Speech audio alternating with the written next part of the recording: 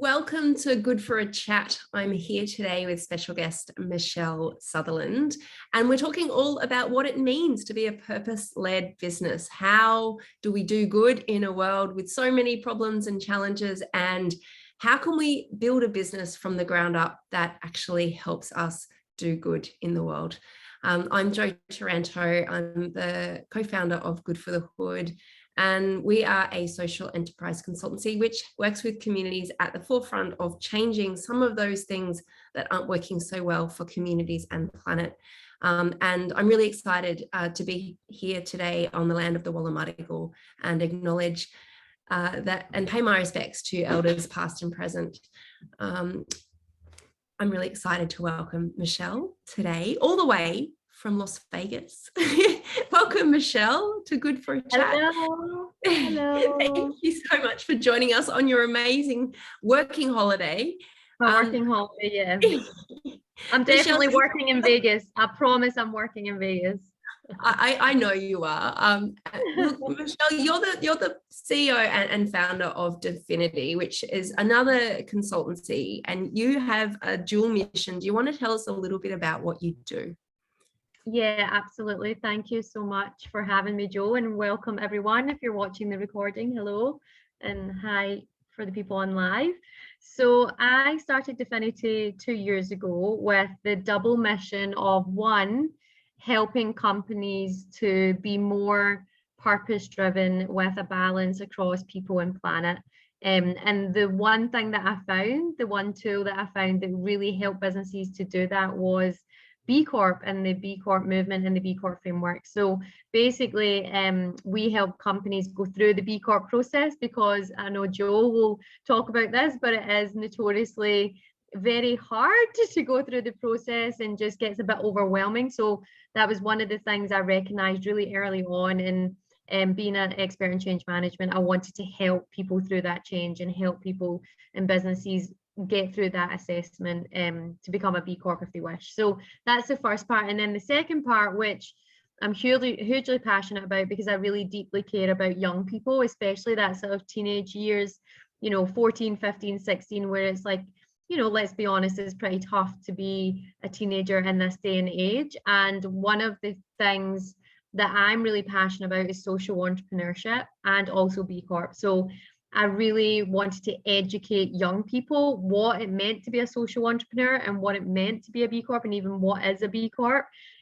because most people today don't even know what it is. But I just thought if young people got that information sooner and earlier, and they understood what it meant to solve the world's problems through social entrepreneurship, then that would be a great thing. Even if it was one moment, one conversation, or one thing that they heard that we shared with them that would help them understand more about how they could impact the world positively. So yeah, we set up with a double mission. One, to help companies become B Corp certified, and two, we basically take 10% of our profits and we put that into a social entrepreneur fund, and that's to educate young people all about the same things.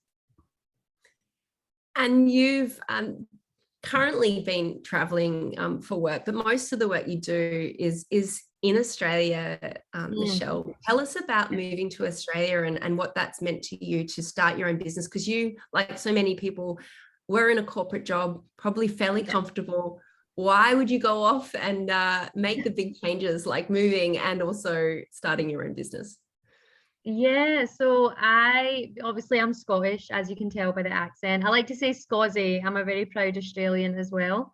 But yeah, I started my career off with a global IT company in London.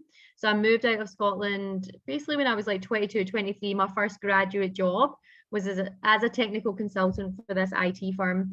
And, that was pretty much 2007. And I had 7 years with that organization. And to be honest, when I first heard about that company, they did have a purpose in the beginning, but over time, as the company got larger and larger and became this huge global IT company, I think they just lost the way of that purpose. And for me, at the beginning of my career, I was sort of learning lots of cool stuff and really enjoying it. But I think about a year, 2 years into my corporate career, I also got introduced to a very purpose-driven company in the health and well-being industry. that was in network marketing. It's a company called Arbonne. And when I first heard about them, I was just like, wow, like their purpose to, you know, empower people to live a sustainable, healthy life. Like it just really took me by surprise, but I decided to explore that company and what it would be like to be a part of it. And so I worked this business, like being a network marketer. I worked that alongside my full-time job for 5 years. And what I learned is the more that I learned from a purpose-driven company like Arbonne, which is also a B Corp now, the more I understood how much they put people first. Like it was just a huge focus on people and developing people and seeing people as the whole company was all about human development. And the reason we were so successful was because we were just getting poured into. And then on the other side, I was working for a large global IT company where in the end I was running, you know, I ended up running employee engagement for Australia and New Zealand. By the time I moved from London, I ended up moving with them from London to Melbourne to Sydney.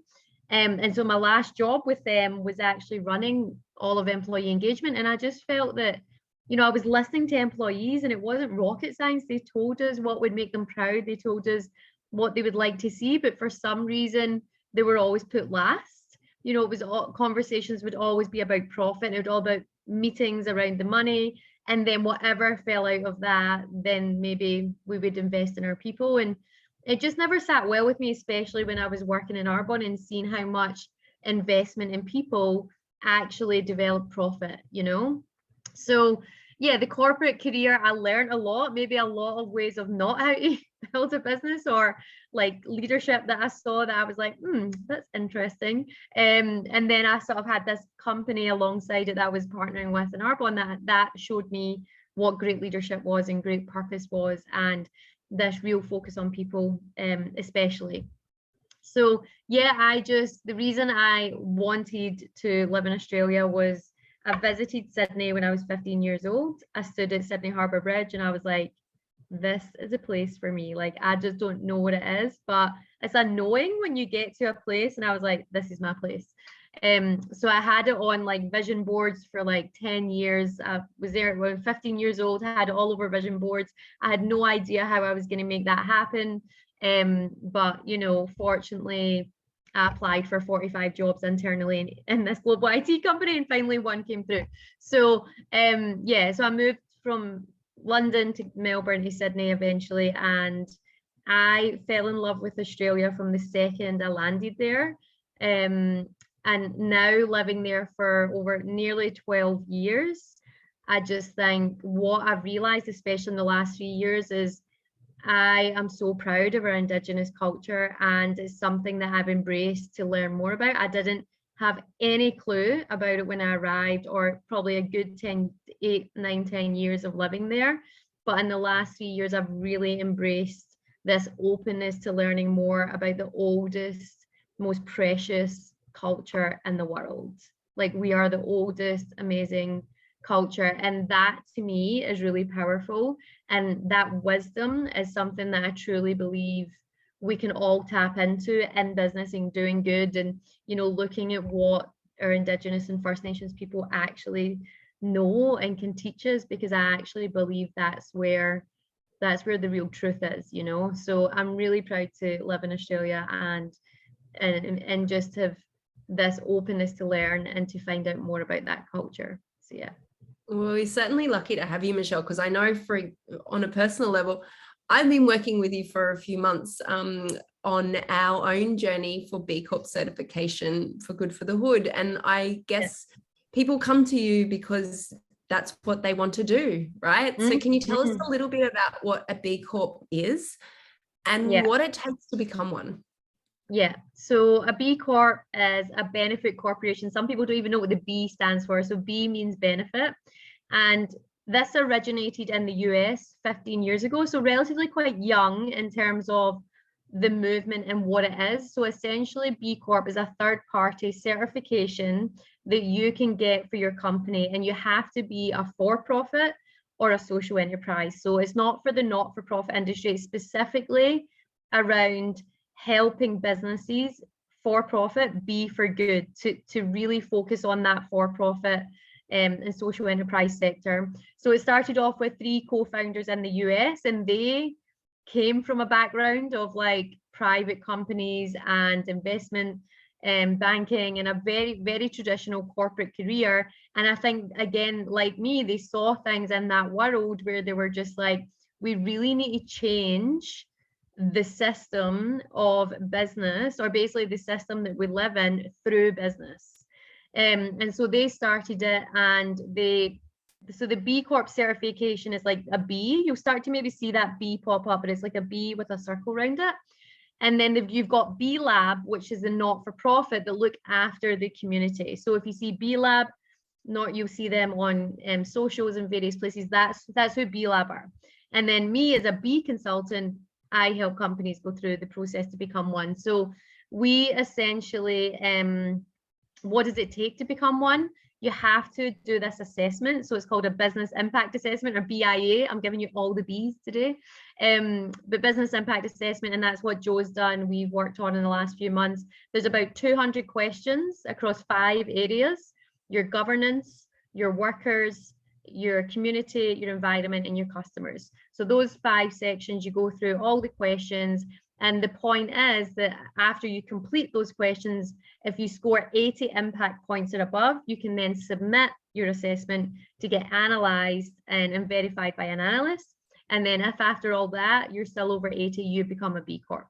And you do have to recertify every 3 years. So what I love about that is it's not just getting the tick in the box and then moving on and then nothing happens ever again. It's actually that continuous evolution and incremental change for good that you can make over, a number of years. So yeah, that's what B Corp is. It's a very fast growing movement. We're now about 5,000 B Corps globally, about 450 in Australia and New Zealand, about 800 in the UK, and outside of the US, UK and Australia are the fastest growing markets right now. And I think that says a lot about the for-profit businesses, driven a lot by the small and medium business, but definitely now we're starting to see these larger organizations become certified as well. So yeah, and it is really exciting, I think, once you start looking for it, because you do see it pop up more and more now. I always get really excited when I see the B in a circle and you're like, oh, there, you know what they've been through. It's not easy, is it? It's not. I know that we have quite a journey to go on. I think the thing that surprised me about the impact assessment, and obviously the way you design a B Corp or a benefit corporation, is that there's so much of it that's about, obviously, not just the impact you have on the world, but the way you run your business, your governance, and the way you treat your employees. And I guess I shouldn't have been surprised, but I was surprised by how much of it was actually about looking after the people who work for you. What surprises people that you work with, Michelle, about that B Corp process? What's the common theme when people start this that they go, oh, I didn't expect that? Yeah, I think what happens is the biggest surprise is it challenges them to question every single part of their business. And these questions that you go through, they have like multiple answers. And what happens is those answers become a blueprint to build a really ethical and socially minded, environmentally minded business. And most people don't expect that because they just think it's, something in the sustainability space, or they think it's like to, and it does have a lot of social and environmental practices, but again, like you said, it has stuff around governance. Like, how do you have a board of directors? Do you have diversity on your board of directors? Do you, with your employees, like, what do you do for their health and well-being? Tell us the programs that you do. So every single question, the answers prompt you to think. So in order to tick yes to that point, you actually have to think, do I really do this? Or do I want to do this to improve, it might be the well-being of your employees. It might be the governance of how you've set up your business. It could be so many things, and it's so detailed across so many areas that most people are surprised at the level of detail, but they're also surprised about what ideas it gives them. And so most people, we've now certified 5 companies, and we're on over 20 companies now that we've taken through the assessment. And it's so amazing to see, especially when we work with founders, and a lot of small and medium businesses, we do work with the founder or the CEO or the leadership team.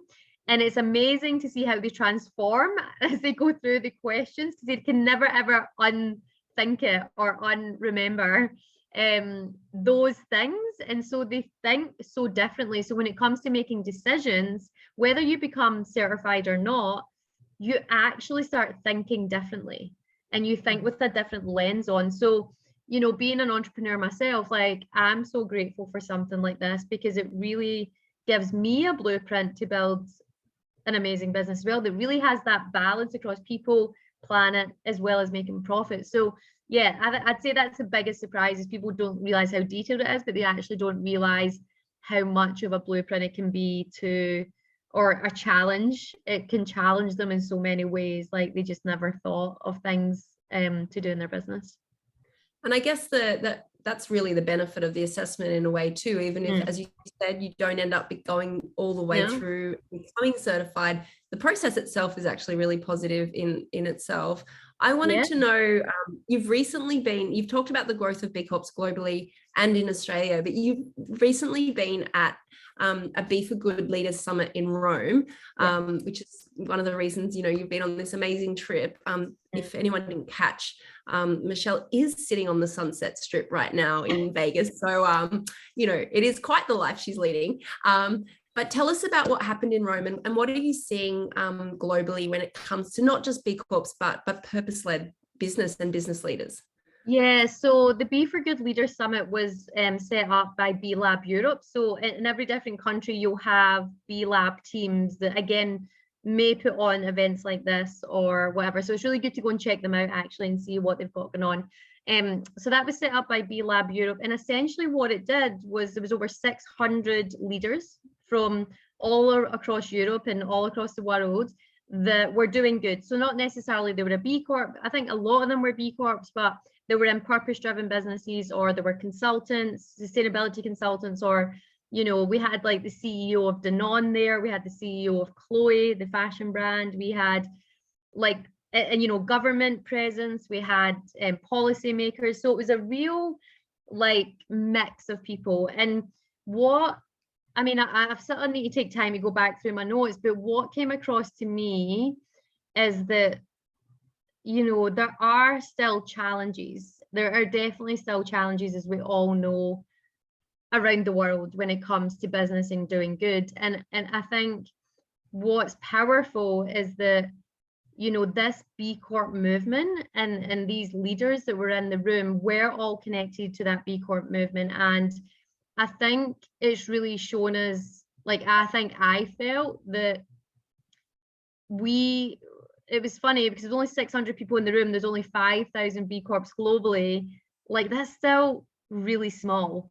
It's still like really, really small in terms of those, you know, you can't be purpose-led and not be a B Corp, of course, but I was thinking, wow, like, we're in the room talking about all these things, but there's like millions of people and businesses that still don't know about this and still don't know about this framework or this community.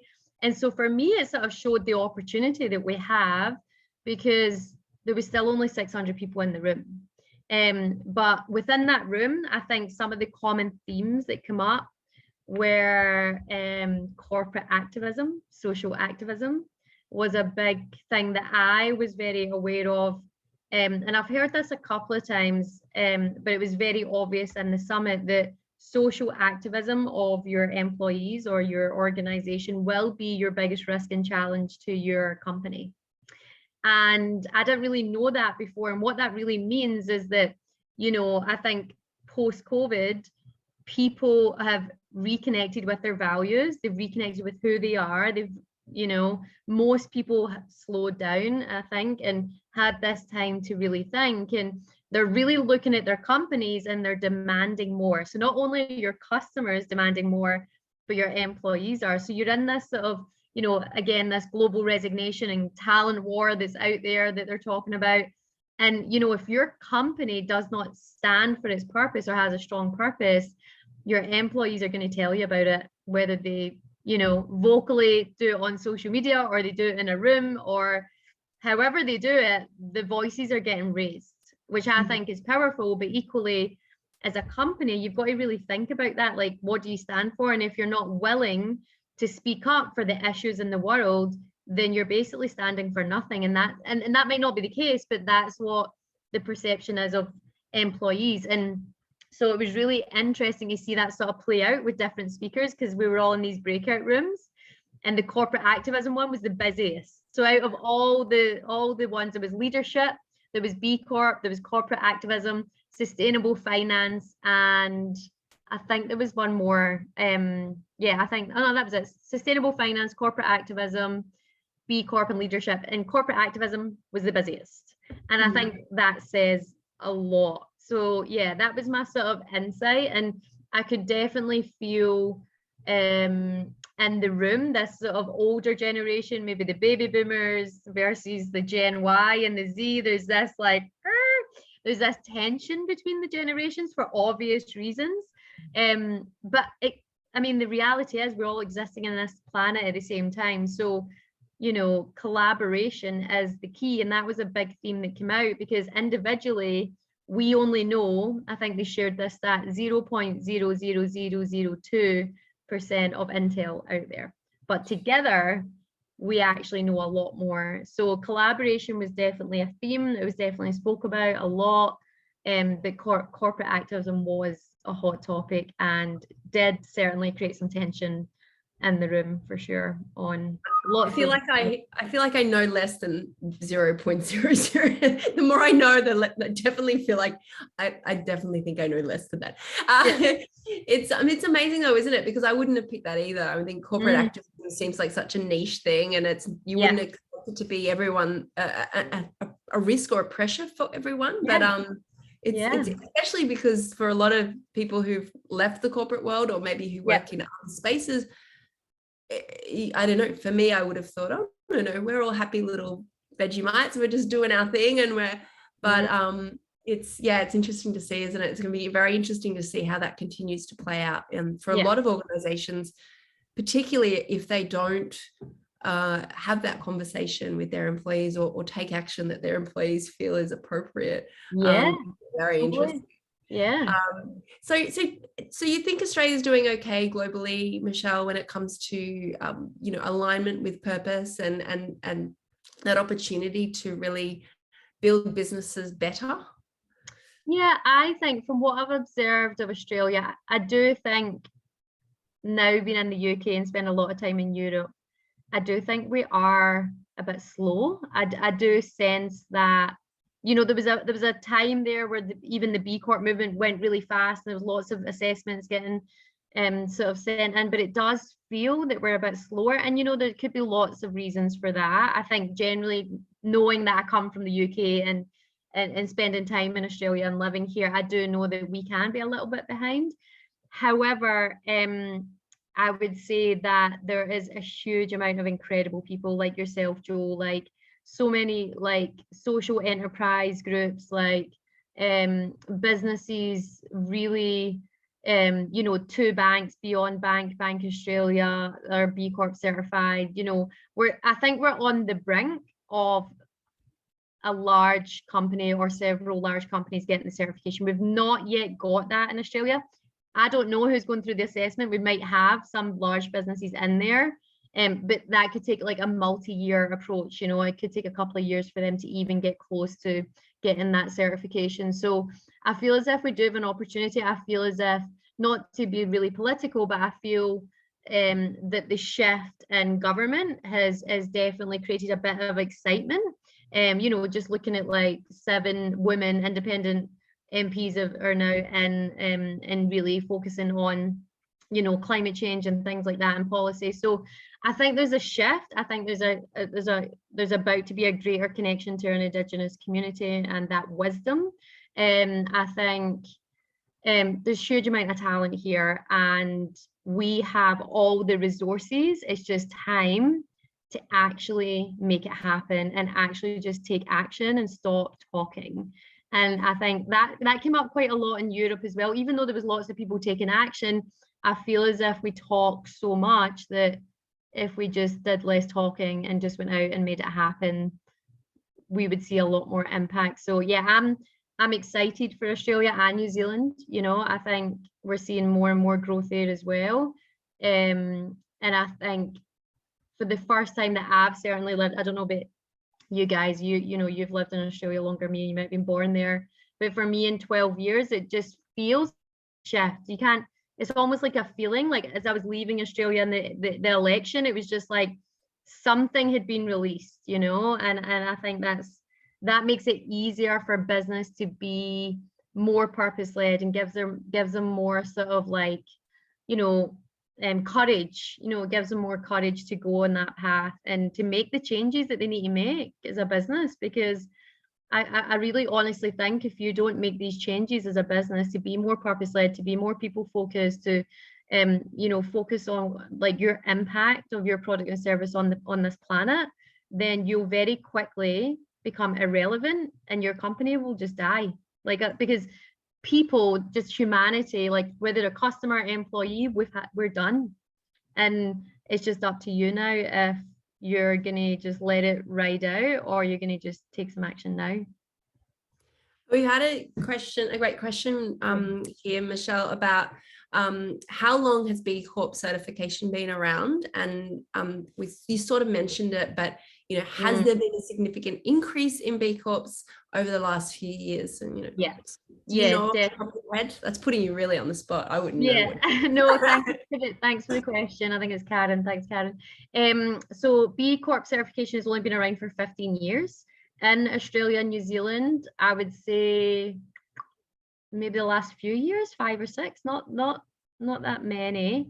And it is growing very quickly. You can almost feel the momentum, like, and even just in the, I think we heard a stat in Rome. It was pretty much, I think the B Corps have tripled in the last 3 years. So almost like when like COVID hit, that's when it started to go up and really gain momentum, and it's becoming more recognized. So yeah, I would say, I'm pretty sure they said it's tripled in the last few years. I have to wonder too whether it's not becoming a little easier to do it, because as you'll understand if you ever go through the process, that some of it is about, you know, working with other B Corps as well, and that, you know, and supporting other businesses that are doing good. And so the more of those businesses that exist makes it easier. You know, there's certain things, and look, as complex as the process can be, it's actually a very user-friendly process. I found from my side of things. The benefit to have someone like you, Michelle, I mean, I'll let you spruik your own services, but obviously from my side of things, as a business owner or anyone who's got a side hustle or wanting to, there's just such a limitation on how much time you want to commit to anything, right? Like you're like, I want to do it, it's important, but I only have 15 minutes, or, you know. So we talked a lot about this, is you're there as much as anything to explain, obviously that was one, but also to hold me accountable. I mean, you were able to say, right, Joe, we're catching up this Friday. I want you to, and it's like, okay, excellent. So I feel like, is that part of the thing? You're almost a coach in some ways. Is that how you see yourself? Yeah, no, definitely, because, you know, like any business owner, you only have a certain amount of hours, and, you know, sometimes something like this is like the last on the list. You know, it's important, but you're still running a business and trying to build it. So I definitely think, from my point of view, it's very much accountability.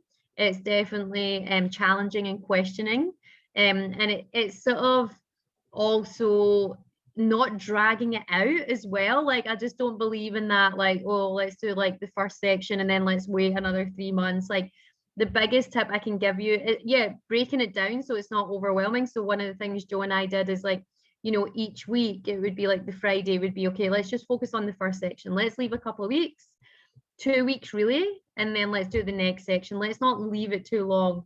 And I think that's really powerful. And that's for smaller, medium businesses. Larger businesses would be sort of different, but that sort of process and accountability is powerful, and you feel as if you're progressing as well. And as you see more of the questions, you start to understand how they're all interconnected. There is a bit of technicality around the assessment, because it's not just 200 questions, as Joe will know, and 200 points. It's like one question could be 1.33 impact points, and each answer is 0.33 points. And so, and you know, you could say yes to one question and it opens up another 10. So it's actually a bit of software, which is powerful, because that assessment allows you to be completely tailored to your industry, your size, your country, where you're at, what product or service you have. So it's a really powerful bit of software, but the role that I play is very much not getting overwhelmed by that, but understanding when one thing opens, what does that mean, and can you really answer those questions, and more importantly, provide the evidence that says that yes, you do that.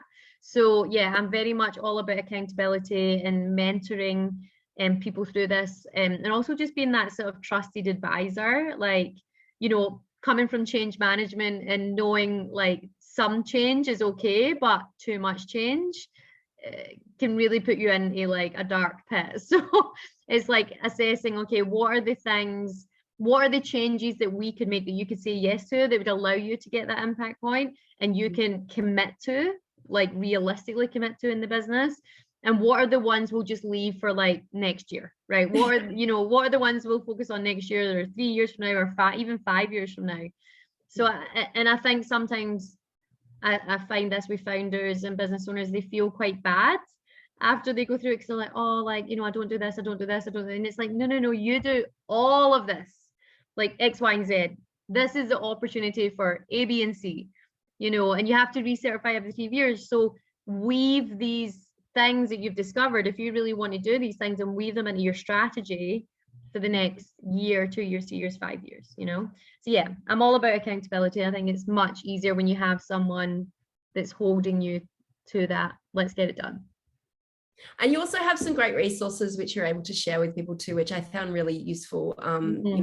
Here's a great template, Yeah. Here's some ideas on some impact models, here's some additional materials. So so I definitely encourage people, if you are a business, or even if you're about to start a business, I've said to Michelle that the critical part for me, I think, in designing a B Corp is really when you're starting. It's so much easier to build a business from scratch with these things, or weave them into your business early than it is to retrofit a business, in my opinion. So if you've got a startup or you're an idea, get onto it early. And it's not, I have to say, it's not an expensive process to work with you. It's been really very accessible and affordable. So so I'm going to put some links down. I've put some links there to the B Corp in Australia and New Zealand, also the B impact assessment, if anyone's wanting to have a little look about what that involves, and also your website for Definitii as well, Michelle. I've got a couple of questions if no one else has any from my side at Good for the Hood. We really are interested in what it means to our guests to do good. So what does good mean for you, Michelle? Good means for me, it's a great question, isn't it? It's like, it really means to me listening to Mother Earth and listening to my heart. I generally find when I do those two things, it means I'm going to do good. And so doing good to me is listening, so that then I can act in a positive way. And when I think about good, I really think about my grandfather. Actually, when you said this, I really went to him. And I think it's because he was such a humble servant leader. And he fought in the war. He was in World War II. He flew the Lancaster bombers. He was an amazing family man. He was married to my grandmother for 65 years. They had 6 girls. They had 20 odd grandchildren, great grandchildren, and every single week, without anyone knowing, and I never really found this out till later in his life, like every Monday night, he would just go to the local mental hospital to just sit with people and keep them company, because nobody really visited them. And he took them up mints and, you know, whatever they wanted. And so I actually think about him and I'm like, okay, well, he was, and everybody described him as such a good man. Like, he was actually known as such a good man. And, you know, he led a very simple life. He was all about his faith. He was all about church. He was all about, it was just about quietly giving and making sure that, you know, everyone in community was okay, especially his family. So I just think, for me, being good and doing good is about tuning in to yourself, first of all, because I think when you tune in, you always know the good thing to do, but sometimes we don't do that. And also just being in service to others. Like, I truly believe I'm on this planet, and all of us, I don't think it's just me, I think all of us are here to do good, ourselves, to be good to ourselves and to be of service to others. And I think it's really that simple, but we get all overwhelmed and distracted by a million other things. But it's really that we are here to serve, and there's no greater feeling than doing good for someone else. That's pretty beautiful, Michelle. Who is there for your hood? Who are the people that you work with or that surround yourself with in the work that you do? I'm very blessed. I think the number one thing I would suggest for anyone is make sure you are surrounded by good people. So I have deliberately done this throughout my whole life. I think, first of all, my family, who are so strong in their values. I always make sure I tap in. So part of doing this trip back home, so I've been in Scotland for a few weeks as well, is really tapping into that witty, strong valued, Scottish, passionate people. So definitely my family, my Arbonne community, because I've been with them for 13 years. I've grown up with that company, I've grown up with that community, and even just being here, that's why I'm here in Las Vegas. You can never underestimate the power of positive people, and the people that will, you know, cheer you on no matter what you do, no matter what you decide to do. So definitely that community. The B Corp community has been incredible, and just being in Rome, I have met the most amazing humans doing incredible things, and I'm definitely in awe of that community, and I'm just learning so much. I'm very new to this whole world, so that community is amazing. And locally, normally I'd be in Bundjalung country, which is Byron Bay, and again, such a community vibe. Like, I specifically moved there for that, and I just love how open and generous and giving people are there. So for me, it's all about, where I live has to be like a community. And the work I do is, very much all the business, and even the clients I work with. Like, I learned, like, even Joe, like some of the stuff you shared, I was like, blew my mind, like what you're doing in your business. And it's just extraordinary when I sit down with like business owners to go through this assessment, and I ask them a question and they tell me what they're doing, and I'm like, what? Like, what? Like, it is extraordinary. And I learned so much from people like you, Joe, and other business owners. And I just think, we are wired for good. We are wired to do good things. We've just, I think, somehow got lost in the middle. But yeah, I don't know if that answers the question. I forgot what it was, but there you go. It's pretty lovely. So I think we'll take it as answered. Thank you, Michelle, and thank you for everyone who's joined us today, or if you've been watching this on the re-record. So it's been good for a chat. It's been Michelle Sutherland from Definitii, and from the Vegas Strip. I think this is our first. We're pretty excited. So thank you for sharing a part of our holiday. Show us a little sneaky down the side. I don't know if you can see the lights, but it's very bright. It's very bright. You can see some of our room, actually. But because I ended up seeing the room. I think it's got dark since we first opened, but I did see a little bit of the Strip before. It's amazing. Go and have some fun. I will. It's what time is it in Vegas? It is now 8 p.m, so time to go. All right, it's time to go. It's time to go and do something fun. We're so grateful for having you. I'd encourage everyone to reach out to Michelle, even if you just want to know a little bit more about whether your business is an appropriate one to even go here and look at the B Corp process. Definitely talk to Michelle. She's incredibly generous and supportive. Thank you. We'll see you back when you're in Australia. Please come home. I'll be back next week. I'll be back. Excellent, excellent. Well, thank you all, and have a you. great afternoon and a wonderful weekend. Thanks, Jo. Thanks, everyone. Bye. Thank you.